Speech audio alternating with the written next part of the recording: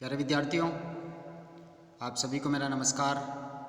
मैं डॉक्टर नेमीचंद कुमावत, सहायक आचार्य हिंदी विषय, राजकीय महाविद्यालय की आपकी इस BA पार्ट थर्ड विषय हिंदी साहित्य के प्रथम प्रश्न पत्र की आज की इस ऑनलाइन कक्षा में मैं आप सभी का हार्दिक अभिनंदन और स्वागत करता हूँ। प्यारे विद्यार्थियों, पिछली जो ऑनलाइन कक्षाएं हुई उनमें हमने आपकी जो पाठ्यपुस्तक है आधुनिक काव्य संग्रह, जिनमें संकलित 10-12 कवियों की जो कविताएं हैं उनमें से प्रथम अध्याय अयोध्या सिंह उपाध्याय हरिऔध को हम पढ़ चुके हैं, जिनकी 3 कविताएं आपके पाठ्यक्रम में थी। इंद्र का गर्वहरण, एक बूंद और एक तिनका कविताएं। दूसरे कवि के रूप में हमने मैथिली शरण गुप्त को पढ़ा, जिनकी 2 कविताएं आपके पाठ्यक्रम में संकलित हैं, शशि वे मुझसे कहकर जाते और साकेत महाकाव्य का नवम सर्ग उर्मिला वियोग वर्णन से संबंधित हैं। तीसरे कवि के रूप में हमने अभी हाल ही की 3-4 ऑनलाइन कक्षाओं से हमने आरंभ किया था जयशंकर प्रसाद कवि को, और उन्होंने जो कामायनी महाकाव्य लिखा जो 15 सर्गों में रचित हैं, उनमें से आपके पाठ्यक्रम में तीसरा सर्ग श्रद्धा सर्ग दिया हुआ है। और इसके ऊपर हमने पिछले ऑनलाइन कक्षाओं में यहाँ तक अध्ययन कर लिया था कि कल्पना की लघु लहरी दिव्य कर रही महान हलचल शांत, यहाँ तक हमने अध्ययन कर लिया था। और इसके बाद की आज की ऑनलाइन कक्षा से हम आरंभ कर रहे हैं, तो आप ध्यान से सुनिए। यहाँ मनु और श्रद्धा दोनों का वार्तालाप चल रहा है। कवि ने इस श्रद्धा सर्ग में मनु से श्रद्धा का मिलन कराया है। दोनों एक दूसरे के लिए प्रश्न पूछते हैं कि तुम कौन हो। दोनों एक दूसरे का परिचय देते हैं। मनु ने अभी अपना परिचय दिया और अब श्रद्धा कह रही है, मनु ने जो निराश और हताश जीवन का, चिंताग्रस्त जीवन का जो परिचय दिया था उसको लेकर के यहाँ पर श्रद्धा वापस उत्तर दे रही है, क्योंकि मनु ने भी पूछा तुम कौन हो, तो श्रद्धा देखिए अब उत्तर देती है। लगा कहने आगंतुक व्यक्ति मिटाता उत्कंठा सविशेष, यानी लगा आगंतुक यानी आया हुआ, क्योंकि मनु तो वहीं था हिमालय की चट्टान पे बैठा हुआ चिंतामग्न स्थिति में, स्थिर शांत गर्दन झुकाए हुए।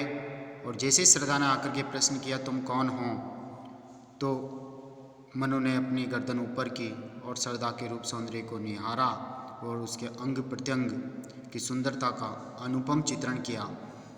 उसके बाद मनु ने अपना परिचय दिया कि मैं हताश निराश इस जीवन में भटक रहा हूँ, मेरे कोई भी साथी शेष नहीं, सब इस जल प्रलय में समा गए हैं। और अपनी जीवन का इस तरह से परिचय दिया है कि अब जीने की जिजीविषा की भावना ही उसमें शेष नहीं रही, कि इस जीवन जो है एक संघर्ष की कहानी है और उसका अंतिम परिणाम मनुष्य को असफलता मिलती है, निराशा हाथ लगती है, इसलिए अब जी करके करना क्या। देखिए अब श्रद्धा क्या कहती हैं। कहने लगा आगंतुक व्यक्ति मिटाता उत्कंठा से विशेष, यानी मनु ने जो जिज्ञासाएं उत्पन्न की थी, उसके हृदय में जो जिज्ञासाएं हैं कि ये श्रद्धा कौन है, कहाँ से आई और क्यों मेरे सामने उपस्थित हुई, और इतना अनुपम सौंदर्य इसका मैंने देखा तो जादुई प्रभाव मेरे ऊपर हुआ, तो उसके हृदय की जो जिज्ञासाएं थी, और श्रद्धा अपने प्रश्न का उत्तर देकर के उसकी जिज्ञासाओं को मिटा रही हैं। दे रहा हो कोकिल सानंद सुमन को जो मधुमय संदेश, जिस तरह से कोयल वसंत ऋतु में पुष्प को ये संदेश देती है कि वसंत ऋतु का आगमन हो गया है। दे रहा हो कोकिल सानंद सुमन को, यानी कोयल आनंदित होकर के मधुर आवाज में गूंज के जिस तरह से पुष्प को ये संदेश देती है अपनी मधुर वाणी में कि वसंत ऋतु का आगमन हो गया है, उसी तरह से मनु के निराश हताश इस उजड़े हुए वसंत में पतझड़ जैसे हो गया है, और उसमें श्रद्धा की जो वाणी वो मधुर उत्तर जो दे रही है, जिस भाषा में मधुर भाषा में सुभाषिनी बन करके, तो मनु को ऐसा लग रहा है कि जैसे मेरे जीवन में वसंत का आगमन हो गया है, और श्रद्धा रूपी कोकिल जो है अपनी मधुर वाणी में, जो मैं एक पुष्प की भांति हूँ, मधुर वाणी में मुझे संदेश दे रही है कि वसंत ऋतु का आगमन हो गया है। अब तुम्हारे जीवन में जो वसंत है उसमें प्रफुल्लित जीवन का आनंद लेने का संकेत है कि तुम अब सरसता के साथ अपना शेष जीवन जियो। अगली पंक्ति है, भरा था मन में नव उत्साह, सीख लूँ ललित कला का ज्ञान। श्रद्धा मनु के प्रश्न का उत्तर दे रही है कि तुम कौन हो, तुम इतनी सुंदर रूप में मेरे समक्ष कैसे उपस्थित हुई हो, कहाँ से आई हो। तो श्रद्धा उत्तर दे रही है, भरा था मन में नव उत्साह, मेरे मन में नया नया उत्साह भरा हुआ था, बहुत उमंग थी, तरंगे उठ रही थी, महत्वाकांक्षाएँ बढ़ी। सीख लूँ ललित कला का ज्ञान, तो जितनी भी कलाएँ होती, ललित कलाएँ, उन सब का, सौंदर्य का मैं ज्ञान सीख लूँ। इधर रहे गंधर्वों के देश, यानी मैं गंधर्वों के देश में रहती हूँ।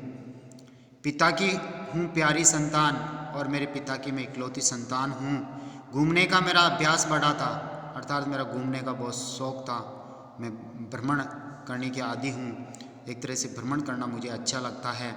मुक्त व्योम तल नित्य, यानी खुले आकाश के नीचे स्वच्छंद होकर के मैं नित्य घूमना चाहती हूँ। ये मेरी उत्कंठाएँ थी और मेरे मन में इतनी उमंगें थी। कुतूहल खोज रहा था व्यस्त हृदय सत्ता का सुंदर सत्य, और मैं आश्चर्यचकित होकर के ये खोज रही थी कि जो विधाता की जो देन है, ये प्रकृति की सुंदरता, कि विधाता ने इस पृथ्वी तल पर जिस सौंदर्य को जन्म दिया है, और मैं जिज्ञासावश उस सौंदर्य को खोजना चाहती हूँ, देखना चाहती हूँ, उसके दर्शन करना चाहती हूँ।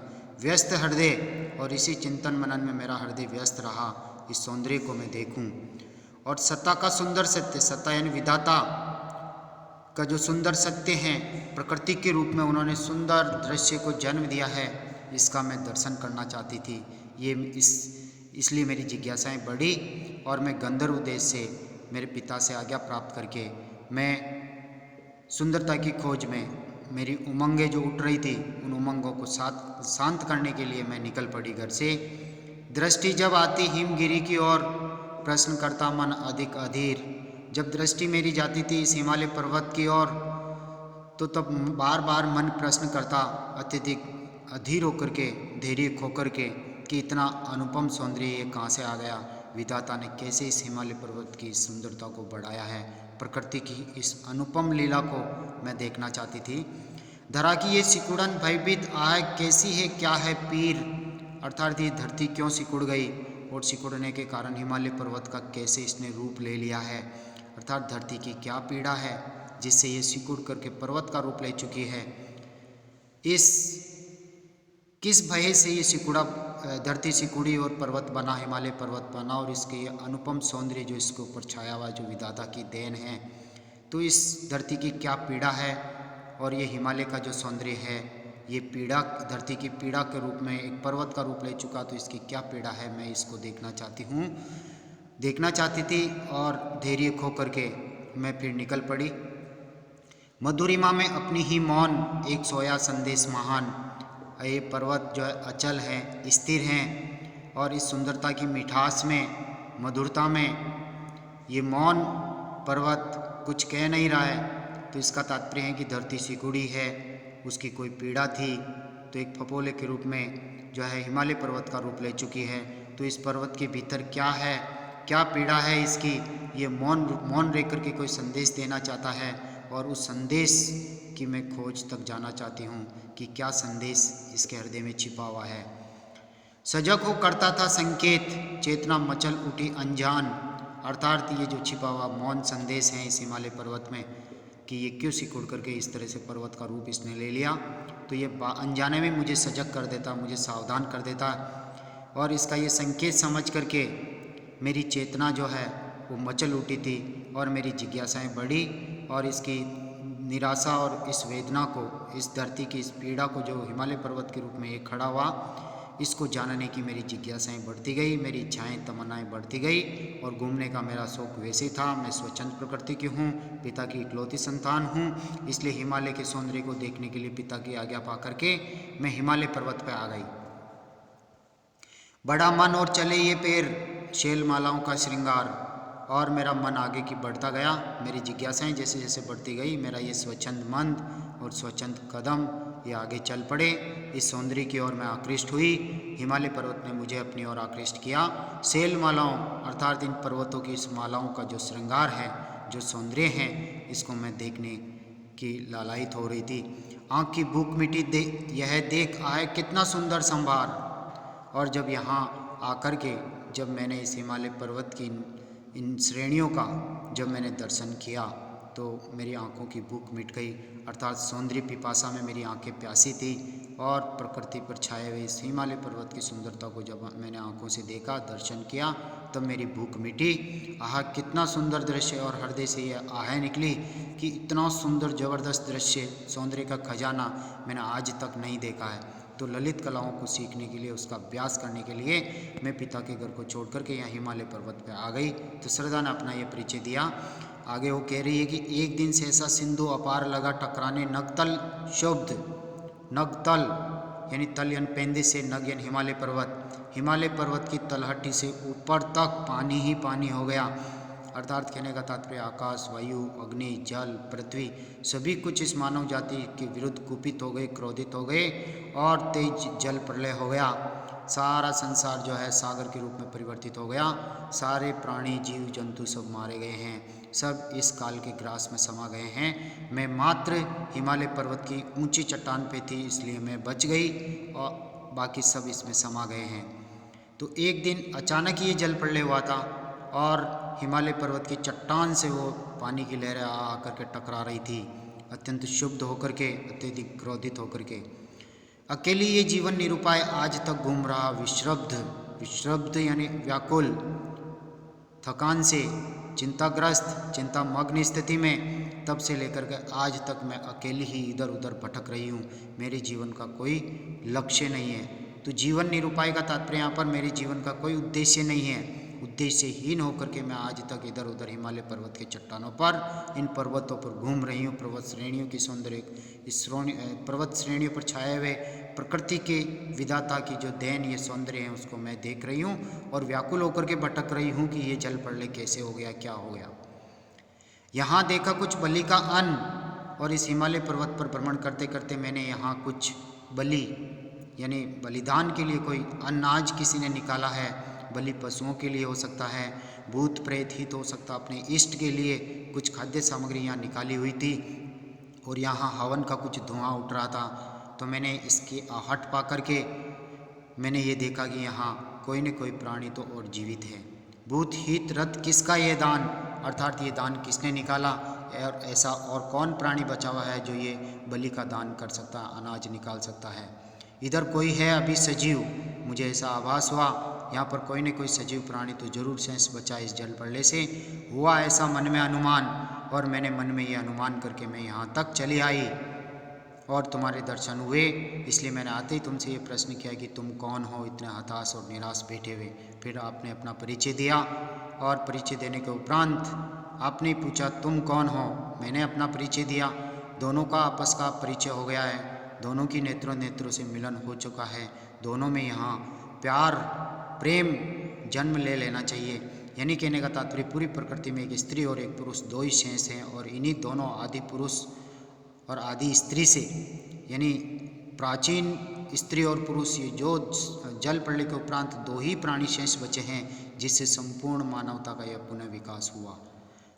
तो श्रद्धा, मनु और एक तीसरी ईड़ा इसमें पात्र हैं जो बुद्धि का प्रतीक होती है, जो आज की वैज्ञानिक उन्नति का प्रतीक है।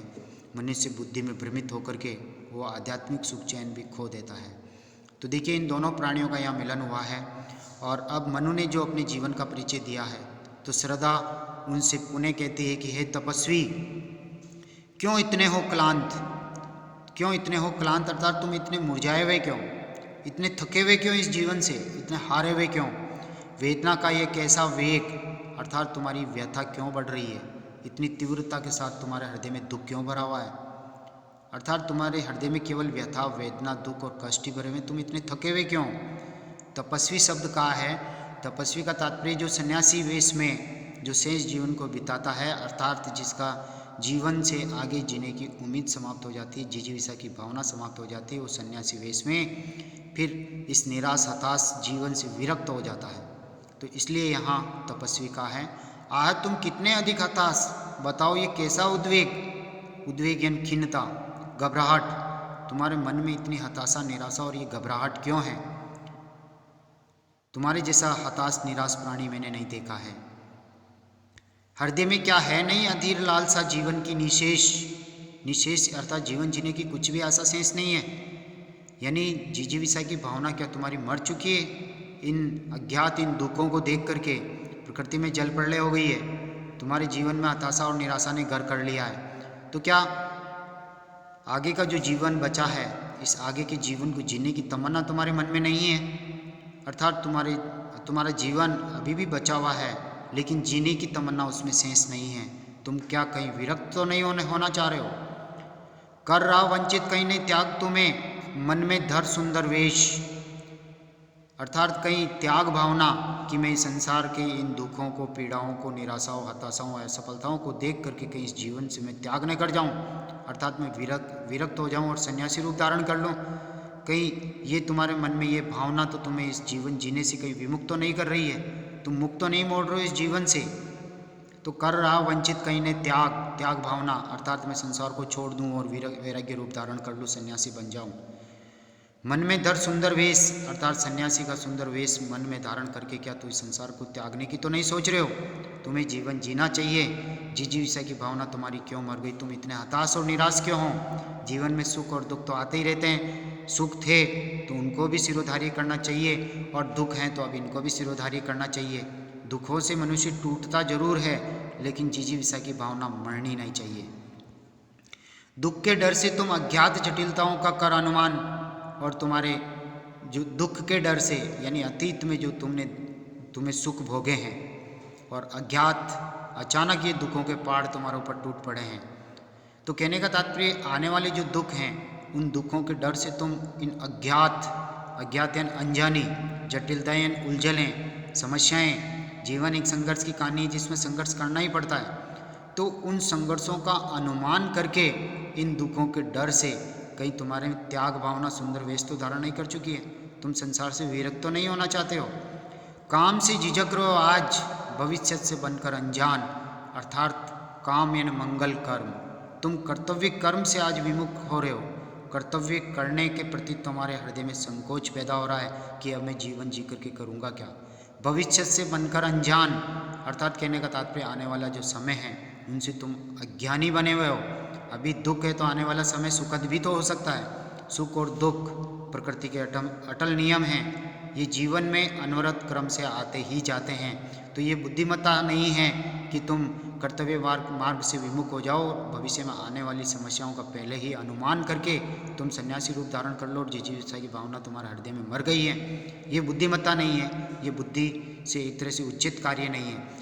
कर रही लीलामय आनंद महाचिति सजग हुई सी व्यक्त, यानी कहने का तात्पर्य इस प्रकृति, ये जो प्रकृति है उस विधाता का क्रीड़ा स्थल है, इसमें सुख दुख सभी चलते रहते हैं। यानी ये संसार जो है विराट शक्ति की ही लीला है।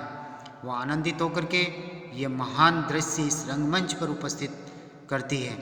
महाचिति सजग हुई सी व्यक्त, महाचिति अनुमान शक्ति, शिव दर्शन ले सकते हैं या ब्रह्मा ले सकते हैं, हम विधाता ले सकते हैं, परमात्मा ले सकते हैं। वो परमात्मा की शक्ति सजग होकर के इस संसार में अपना, इस संसार के रंगमंच पर नाटक खेल रही है, यानी सुख दुखों का क्रीड़ा का खेल खेल रही है।